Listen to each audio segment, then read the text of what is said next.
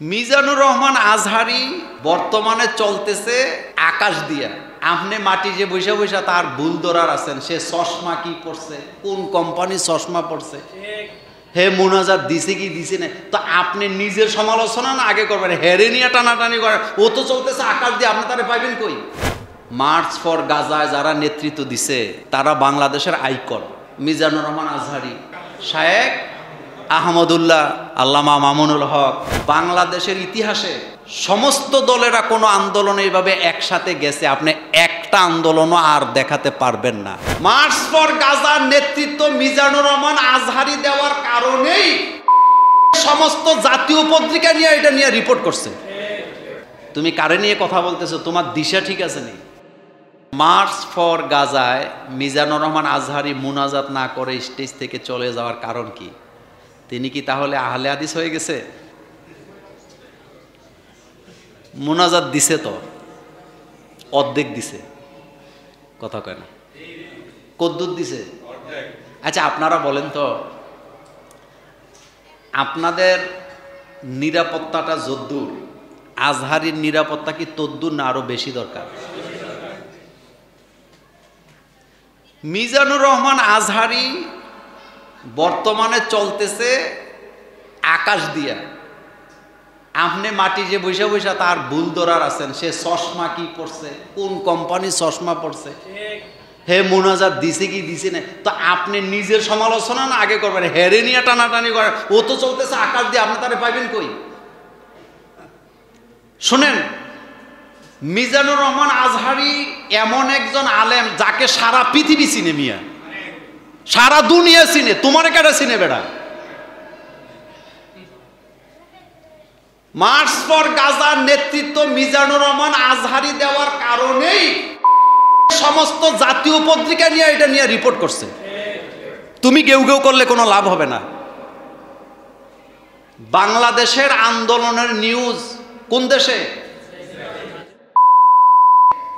হে কি চশমা পড়ছে, হে মুনাজাত, তোমার বলছে কেটা মুনাজাত দেয় নাই, সে মুনাজাত দিছে। কিন্তু যখন তাকে জানানো হয়েছে আপনি এখান থেকে দ্রুত যাইতে হবে, নতুবা পরে আপনাকে এখান থেকে নিতে কষ্ট হবে, তখন সে উঠে চলে গেছে। তো মুনাজাত দিছে না, তোমার কইছে কেন? মূল কথা হলো দেখতে না রে যারে চলন বা কাতার। তুমি কারে নিয়ে কথা বলতেছো? তোমার দিশা ঠিক আছে নি? মার্চ ফর গাজায় যারা নেতৃত্ব দিছে তারা বাংলাদেশের আইকন। মিজানুর রহমান আজহারি, শায়েখ আহমদুল্লাহ, আল্লামা মামুনুল হক, তারা নেতৃত্ব দিছে না? আর তাদের নেতৃত্বে সমস্ত দলের লোকেরা কি হয়েছে? এক হয়েছে। বাংলাদেশের ইতিহাসে সমস্ত দলেরা কোনো আন্দোলনে এইভাবে একসাথে গেছে আপনি একটা আন্দোলনও আর দেখাতে পারবেন না। 54 বছরে যেটা হয় নাই, মার্চ ফর গাজায় সেটাই হয়েছে। এখানে সব দলের লোকেরা ছিল, কিন্তু সেখানে রাজনৈতিক কোনো পরিচয় ছিল না।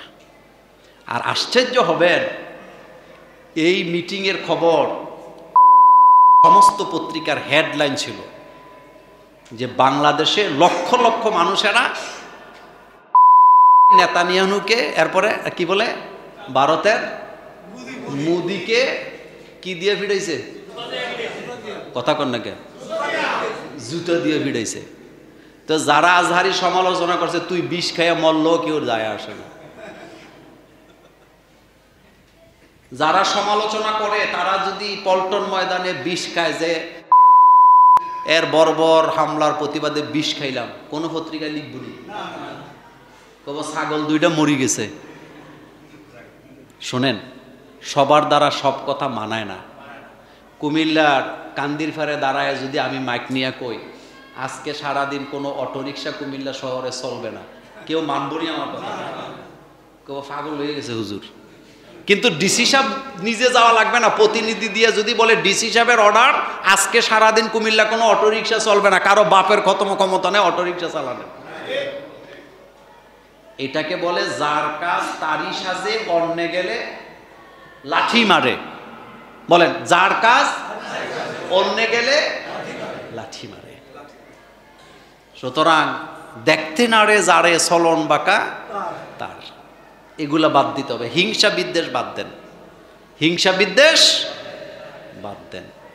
মামুন হলকরে নিয়ে কত নাটক করছেন, বেটার বিয়ার কাবিন নেই, তো তোর বিয়ার কাবিন আছে নি? চাইছে না, কাবিন চাইছে না? এখন তারা আসেনি, অস্তিত্ব আসেনি? চিন্তা করছেন? হেতে জিনা করে হোটেলে যে পরনারীর সাথে ঘুমায়, হেতের কোনো দোষ নাই, কিন্তু মামুনুল হক সাহেব বিয়ে করছে, এটা নাকি অন্যায় হয়ে গেছে। তো মামুনুল হক কি তোর মতো হিজড়া নি বেটা? মামুনুল হক জমিদার বংশের ছেলে, মামুনুল হক কোনো ফেতরা খাওয়াইনার পোলা না। মামুনুল হকের দাদা এদেশে জমিদার ছিল, তার বাবা বাংলাদেশের সর্বশ্রেষ্ঠ সাইকুলা দিচ্ছিলেন।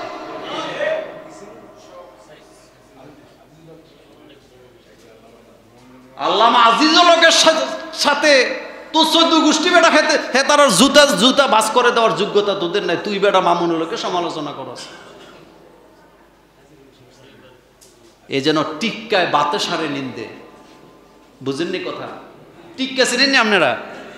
হুক্কা খাইতো যে টিক্কায় কয় বাতে সারে, তুই আঁকা বাঁকা কেন? তো টিক্কা তুই কেটা? হ্যাঁ, কত কালা। মামুনুল হকরা এই দেশের জমিদার ফ্যামিলির লোক, আলেম ফ্যামিলির লোক, সাইকুল হাদিসের রক্ত তাদের শরীরের মধ্যে। আপনি চিন্তা করছেন? তার এক একটা হুঙ্কার বাতেলের কলিজার মধ্যে কাঁপন ধরায়। মামুনুল হকের এক একটা হুঙ্কার দিল্লির মসনদে যায় ধাক্কা দেয়।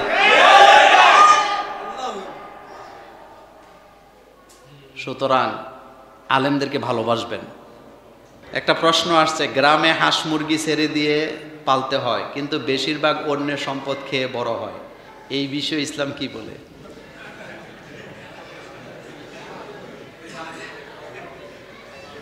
এটা শোনেন, আল্লাহ পাক জাররা জাররা হিসাব নিবে না? ফামাইয়া আমাল মিসকালা জাররাতিন খায়রান ইয়ারা ওয়া মাইয়া আমাল মিসকালা জাররাতিন শাররান ইয়ারা, জাররা জাররা হিসাব নিবে। সুতরাং আপনি হাঁস মুরগি গরু ছাগল লালন পালন করেন, কোনো সমস্যা নাই, কিন্তু আপনার দ্বারা যেন অন্যের কি না হয়।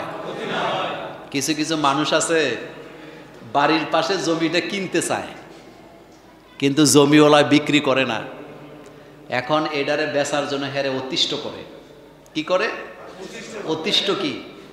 গাছ লাগাইয়া ডালাগুলি এটার উপরে দেয়। এমন বালা মানুষ বাংলাদেশে নাই। এরপরে হাঁস মুরগি ছেড়ে দেয়।